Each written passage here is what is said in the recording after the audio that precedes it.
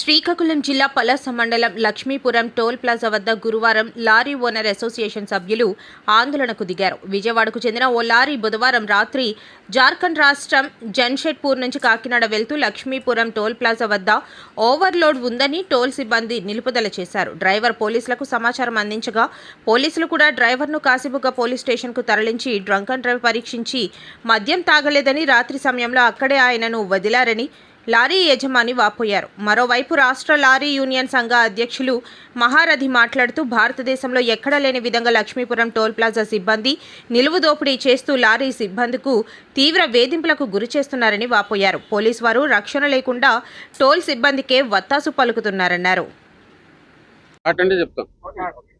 నమస్కారం అండి, నా పేరు మహారథి. నేను new Andhra motor truckers association ప్రెసిడెంట్ని. రాష్ట్ర వ్యాప్తంగా నేనే ప్రెసిడెంట్ని. మేము విజయవాడ నుంచి ఇక్కడికి రావటం జరిగింది.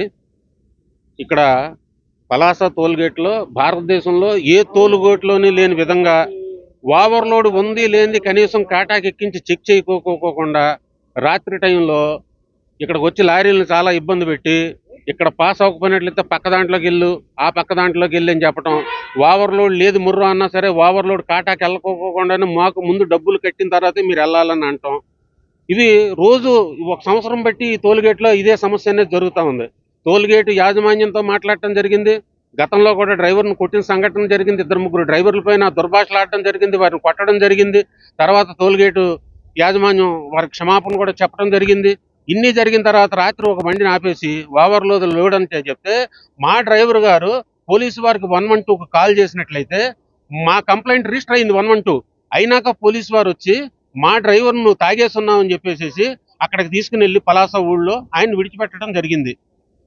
అది అయిపోయిన తర్వాత 1035 రూపాయలు ఆన్లైన్ చలాన్ కోసారు ఆ లారీకి. అతను చేసిన తప్పు ఏంటో నాకు అర్థం కాల. 112కు కాల్ చేస్తే కంప్లైంట్ రిజిస్ట్రేషన్ చేసుకుని 1035 రూపాయలు పెనాల్టీ మా లారీకి వేశారు. టోల్గేట్ సిబ్బందిని ఏం మాట్లాడాల. మాకు అన్యాయం జరిగిందని చెప్పి మేము ఇవాళ ఈ టోల్గేట్లోకి రావడం జరిగింది. దీనికి శాశ్వత పరిష్కారం పోలీసు వారు కూడా ఇక్కడే ఉన్నారు, మీ మీడియా మిత్రులు ఉన్నారు, టోల్గేట్ వారు కూడా దీనికి శాశ్వత పరిష్కారం అనేది కావాలి. మీరు కాటా పెట్టుకోకుండానే ఇది ఓవర్లోడ్ అని చెప్పేసి ఏంటో మాకు ఇక్కడ ఏదో మిషన్ ద్వారా తెలుస్తుందని అంటున్నారు. మరి మీకు ఏదైనా సమస్య ఉండేటప్పుడు కాటా పెట్టుకోండి. కాటా పెట్టుకున్న తర్వాత మాకు 5% మార్జిన్ అనేది ఉంది. టన్నుకి 50 కేజీలు మార్జిన్ అనేది సెంట్రల్ గవర్నమెంట్ ఇచ్చింది, మినిస్ట్రీ ఆఫ్ రోడ్ ట్రాన్స్పోర్ట్ ఇచ్చింది. దాన్ని కూడా మీరు పరిగణలోకి తీసుకోకుండా మీరు కాటా పెట్టుకోకుండా ముందే డబ్బులు కట్టించుకుని కాటా పెట్టిన తర్వాత ఓవర్లోడ్ లేకపోతే కనీసం డబ్బులు వెనక్కి ఇవ్వటంలా, ఎందుకంటే స్లిప్ కట్ అయిపోయిందని చెప్తున్నారు. కాటా పెట్టి స్లిప్ కట్ చేసుకోండి అని అంటే కాటాకు ముందే నువ్వు డబ్బు కట్టిన తర్వాతే మేము టోల్గేట్ పాస్ చేస్తామని చెప్పేసి ఈ టోల్గేట్లో మూర్ఖత్వంగా వ్యవహరిస్తున్నారు. భారతదేశంలో ఎక్కడా లేదు, ఒక్క పలాస టోల్గేట్లోనే అత్యంత సమస్యగా ఉంది. పోలీసు వారి సహకారం రాత్రి చూసాం మేము. 112 కాల్ చేస్తే కనీసం మా డ్రైవర్నేమో డ్రంక్ అండ్ డ్రైవ్ కింద ఇచ్చేస్తామని చెప్పి తీసుకుని వెళ్ళి వదిలిపెట్టడం, మాకేమో 1035 రూపాయలు పెనాల్టీ వేయటం బాధాకరమైన విషయం. దీనికి శాశ్వత పరిష్కారం అనేది మాకు ఖచ్చితంగా కావాలి.